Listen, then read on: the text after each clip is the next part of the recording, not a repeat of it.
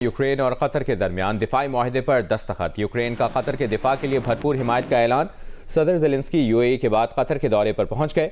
कतरी वजारत दिफा के मुताबिक दिफाई माहिदे में मिसाइल और ड्रोन हमलों के मुकाबले के लिए माहिरीन का तबादला भी शामिल है। यूक्रेनी सदर ने कतर के अमीर शेख तमीम बिन हमद सानी से मुलाकात की, जिसमें ईरान की जारियत और खित्ते की कशीदगी पर तबादला ख्याल किया गया।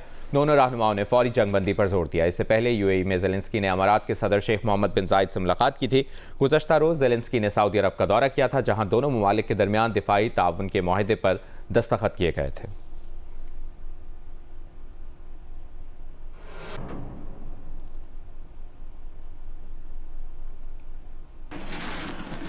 वज़ीर-ए-आज़म शहबाज शरीफ और ईरान के सदर मसूद पेज़ेश्कियान के दरमियान टेलीफोनिक राबता हुआ है। वज़ीर-ए-आज़म ने अमरीका, खलीजी और इस्लामी ममालिक के साथ जारी सिफारती राबतों से आगाह किया। ईरानी सदर को अपनी, इसहाक डार और फील्ड मार्शल आसिम मुनीर की जानिब से जारी सिफारती कोशिशों के बारे में भी बताया।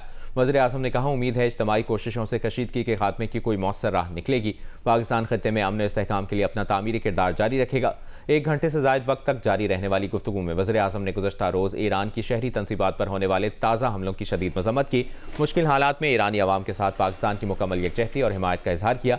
ईरानी सदर ने मुज़ाकरात और सालिसी के लिए एतमाद साजी की ज़रूरत पर जोर दिया और इस सिलसिले में पाकिस्तान के मुस्बत किरदार की तारीफ की।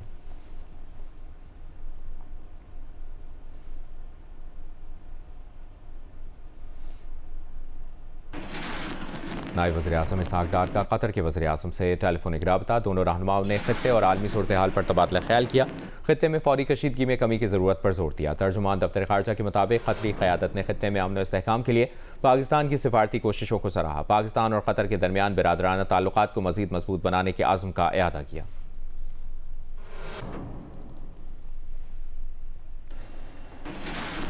ईरानी सदर मसूद पेज़ेश्कियान का कहना है कि बारहा कह चुके हैं, ईरान हमलों में पहल नहीं करता।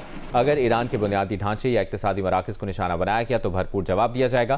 खित्ते के ममालिक तरक्की और सलामती चाहते हैं तो अपनी सरजमीन ईरान के दुश्मनों के लिए इस्तेमाल न होने दें।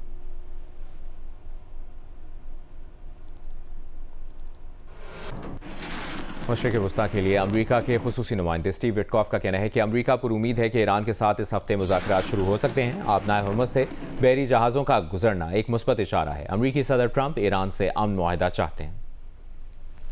ईरानी फ़ौज का दुबई में अमरीकी फ़ौजियों के 2 मकामात को निशाना बनाने का दावा। तर्जुमान खातमुल अंबिया इब्राहिम ज़ुल्फ़िकारी ने कहा कि अमरीकी फ़ौजियों के मकामात को मिसाइल और ड्रोन हमलों से निशाना बनाया। दोनों मकामात पर 500 से ज़ायद अमरीकी फ़ौजी छुपे हुए थे।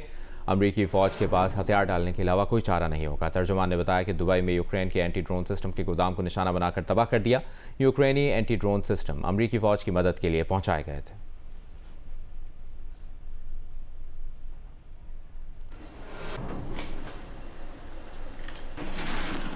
मुत्तहिदा अरब अमारात की वजारत दिफा के मुताबिक 28 मार्च को फ़ज़ाई दिफा ने 20 बैलिस्टिक मिसाइल तबाह किए। 37 ईरानी ड्रोन्स को फ़ज़ा में ही मार गिराया गया। जंग शुरू होने से अब तक 398 मिसाइल रोके जा चुके हैं। 15 क्रूज़ मिसाइल और 1872 ड्रोन्स भी तबाह किए गए हैं।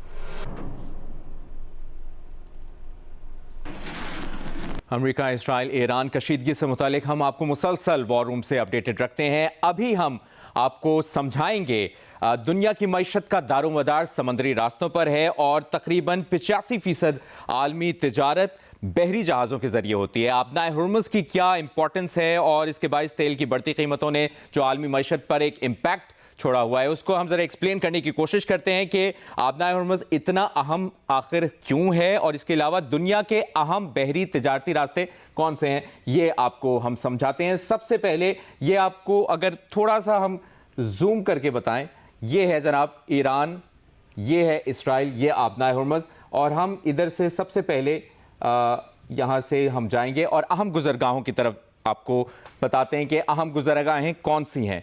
नाज़रीन, ये है वो पॉइंट जो इस वक्त आबनाए हुर्मुज़ सबकी तवज्जो का मरकज़ बना हुआ है। आलमी तिजारत का सारा अगर इन्हिसार या ज़्यादातर इन्हिसार कहा जाए तो गलत नहीं होगा। दुनिया की मईशत का जो दारोमदार है इन समंदरी रास्तों पर है। तकरीबन 85% आलमी तिजारत जहाज़ों के ज़रिए यहाँ पर होती है और ये कहाँ वाक़ है, आबनाए हुर्मुज़ के इर्द गिर्द क्या क्या है वो आपको बताते हैं। आबनाए हुर्मुज़ बाबुल मुंदब ये है और जनाब मलेशिया और इंडोनेशिया के दरमियान आबनाए मालाका स्ट्राइट ये है, ये आप देख सकते हैं। इनका आप डिस्टेंस ज़्यादा नहीं है। साथ ही साथ पनामा और स्विस कैनाल और स्ट्रेट ऑफ जब्राल्टर, ये जो सारा आपका मेन एरिया है, ये एक तिजारती बहरी रास्तों का एक गढ़ समझा जाए। ये तमाम पॉइंट्स दुनिया की मईशत के लिए शाहरग समझे जाएं तिजारत के तो गलत नहीं होंगे। और अगर एक भी बंद हो जाए, ये बंद हो जाए या यहाँ से कुछ बंद हो जाए या ये यहाँ से रास्ता बंद हो जाए, तो कहा जाए कि तमाम रास्ते बंद हो जाएंगे, गलत नहीं होगा। आपको ज़रा हम मज़ीद भी समझाने की कोशिश करते हैं कि आबनाए हुर्मुज़ और इसका मेन ये जो हम अगर आपको ये बताएं, आपको एक्सप्लेन अगर हम बेहतर तरीके से कर सकें, दुनिया के 5वें हिस्से का तेल और गैस यहाँ से गुजरता है। यहाँ से सारी आप देख सकते हैं सऊदी अरेबिया, दमाम, अल हुफूफ, अल जुबैल, ये सऊदिया के शहर हैं। फिर उससे आगे जाया जाए तो कुवैत है, और ये सारे रास्ते होते हुए इस आबनाए हुर्मुज़ की तरफ आते हैं। यहाँ पर दुबई है, अबू धाबी है, रास अल खैमा, फुजैरा, अल ऐन, ये दुबई आपके इर्द गिर्द है। और ये सारी अगर हम मज़ीद भी देखना चाहें तो ये पूरा यूनाइटेड अरब एमिरेट्स है, Dubai, Qatar, Kuwait, Saudi Arabia यहाँ है, ये ईरान, ये तेहरान, और वहाँ पर अगर हमारे कैमरामैन दिखा सकें वो इस्राइल है, और वो जो मसले का गढ़ है, और वहाँ से वो तमाम तर जो सूरत हाल है उसकी नज़र है। लेकिन ईरान की जानिब से हम देखते हैं कि भरपूर जवाबी कार्रवाइयाँ भी की गई हैं, और ये नज़र है इस वक्त अमरीकी सदर डोनाल्ड ट्रंप के मुतज़ाद बयानात भी अगर आते रहें वो इसके लिए हैं। आबनाए हुर्मुज़ पर इस वक्त अमरीका की भी नज़र है, खलीजी ममालिक की भी नज़र है, ईरान इसकी तहफ़्फ़ुज़ कर रहा है, और साथ ही साथ इस एक जगह के बंद होने से, ये छोटी सी जगह आपको लग रही होगी, लेकिन जो यहाँ से सब कुछ हो रहा है उससे हम तक, पाकिस्तान पर, भारत, चाइना, हर जगह पर इसका इम्पैक्ट पड़ रहा है कि ये बंद होता है तो तेल की कीमतें ओवरऑल बढ़ जाती हैं। तो इस वक्त सभी का टारगेट आबनाए हुर्मुज़ है। इससे मुतालिक हम आपको आने वाले बुलेटिन्स में भी आगाह करते रहेंगे। एक ब्रेक लेते हैं, ब्रेक के बाद दोबारा वापस आते हैं, साथ रहिए। बन्नू में पुलिस मोबाइल पर दहशतगर्दों का हमला, फायरिंग के तबादले में ASI शहीद और 3 एहलकार जख्मी हो गए। दहशतगर्दों ने पुलिस वैन को भी आग लगा दी। जिला कुरम में अपर कुरम के इलाके नस्लीकोट में बारूदी सुरंगों के 3 धमाके हुए, 2 अफराद जाँ बहक, 1 जख्मी। पुलिस ने धमाकों का मुकदमा दर्ज करके तहकीकात शुरू कर दी है।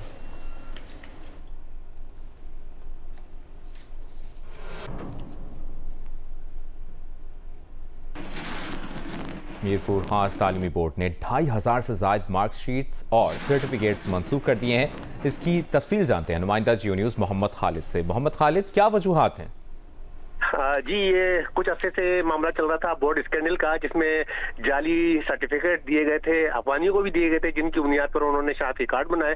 इसके अलावा पैसे लेकर नंबर बढ़ाए गए। ये तमाम जब चीजें रिपोर्ट हुई और सामने आई और पुलिस ने गिरफ्तारियां की, एंटी करप्शन ने छापा मारा, उसने रिकॉर्ड कब्जे में किया, उसके बाद ये बात सामने आई। लेकिन अब तक अहम बात यह है कि बोर्ड जो है सरकारी तौर पर वो खामोश था। आज पहली मरतबा बोर्ड के चेयरमैन ने बाकायदा आलामिया जारी किया और तस्दीक की कि ये बहुत बड़ी करप्शन थी, और बोर्ड के अफसरान और कुछ स्कूल के मालिकान और प्रिंसिपल, ये इन सब की मिली भगत से इनको है ना जाली सर्टिफिकेट, ऐसे लोगों को सर्टिफिकेट और मैट्रिक के असनाद और इंटर के असनाद दी गई थी जिनके ना स्कूलों से एफिलिएशन थी, ना स्कूलों में दाखिला था, ना उन्होंने कोई एडमिट कार्ड भरे थे, और ना वो एग्जाम में बैठे थे। तो अब पेशरफ ये हुई है कि मैट्रिक और इंटर के कुल मिला के लगभग 2500 तलबा के सर्टिफिकेट मनसूख कर दिए गए हैं फौरी तौर पर, और अब इस पर बताया जा रहा है कि बड़े पैमाने पर इंक्वायरी शुरू कर दी गई है। इस सिलसिले में ये बताना जरूरी है कि जो कंट्रोलर एग्जामिनेशन थे अनवर अलीम खान ज़ादा, उनके खिलाफ पहले ही इंक्वायरी चल रही है और उनको मुअत्तल भी कर दिया गया है। तो इस सारे मामले में 2 इंक्वायरी की जा रही है। एक तो पुलिस अपने तौर पर कर रही है, उसने मुकदमा दर्ज कर लिया फौर्जरी का, और दूसरा एंटी करप्शन भी इस मामले की इंक्वायरी कर रही है। बहुत शुक्रिया आपका सैयद मोहम्मद खालिद, आपने अपडेट किया। आज़ाद कश्मीर में आम इंतखाबात 2026 का शेड्यूल मई में जारी करने का ऐलान। चीफ इलेक्शन कमिश्नर की सरबराही में ऑल पार्टीज कॉन्फ्रेंस में सियासी जमातों और अरकान असेंबली ने शिरकत की। वोटर लिस्टों और सिक्योरिटी से मुतालिक तजावीज़ दी। APC में इलेक्शन कमीशन और सियासी जमातों में मुशावरत जारी रखने पर इत्तफाक किया गया।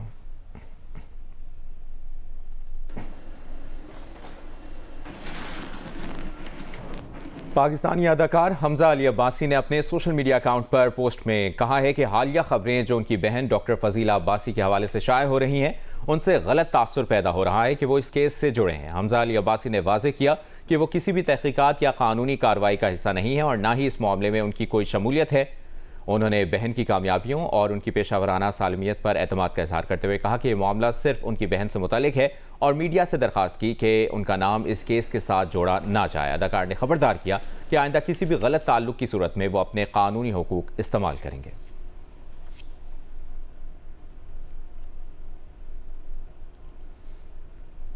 गवर्नर सिंध निहाल हाशमी से सिंध हाईकोर्ट बार एसोसिएशन के सदर हसीब जमाली की क़यादत में वफ़द ने मुलाकात की, जिसमें सूबे में कानून की बालादस्ती और इंसाफ की फराहमी यकीनी बनाने पर जोर दिया गया। अदालती निज़ाम की बेहतरी, वकला के मसाइल और दरपेश चैलेंजेस पर गुफ्तगू की गई। गवर्नर सिंध ने वकला बिरादरी के किरदार को सराहते हुए मुकम्मल ताउन की यकीन दहानी कराई।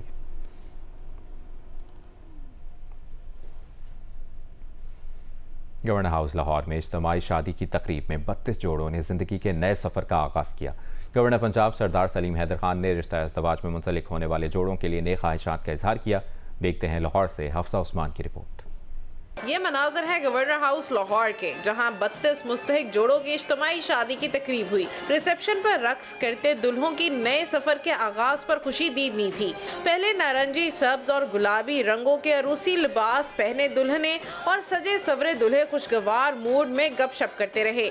जगमगाती तकरीब में गवर्नर पंजाब सरदार सलीम हैदर खान मेहमान खसूसी थे। उन्होंने जिंदगी का नया सफर शुरू करने वाले जोड़ों को दुआएं दी। गवर्नर पंजाब सरदार सलीम हैदर खान का कहना था कि सफेद पोश तबके के लिए बच्चियों की शादी करना इंतहाई मुश्किल है। पाकिस्तान के लोग मेरा ख्याल है दुनिया में सबसे ज़्यादा चैरिटी करते हैं और ये फ़ख्र है मुझे। आप मदीना शरीफ में देखें, मक्का शरीफ में देखें, किसी जगह जाएं तो दस्तरखान खिदमत जो है वो पाकिस्तानी लोगों की लगी होती है।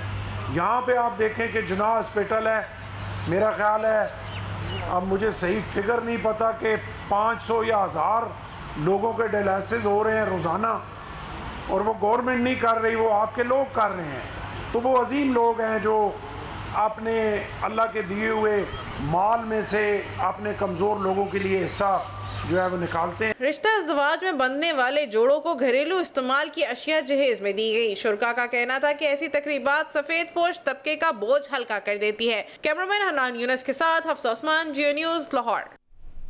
ईरान जंग के लिए अमरीका ने अपना तीसरा बहरी बेड़ा मशरिक़ वस्ता रवाना कर दिया है। अमरीकी मीडिया के मुताबिक अमरीकी बहरी बेड़ा जॉर्ज H.W. बुश वर्जीनिया से मशरिक़ वस्ता के लिए रवाना हो गया है। अमरीकी बहरी बेड़ा जेराल्ड फोर्ड और अब्राहम लिंकन पहले से ही मशरिक़ वस्ता में मौजूद हैं।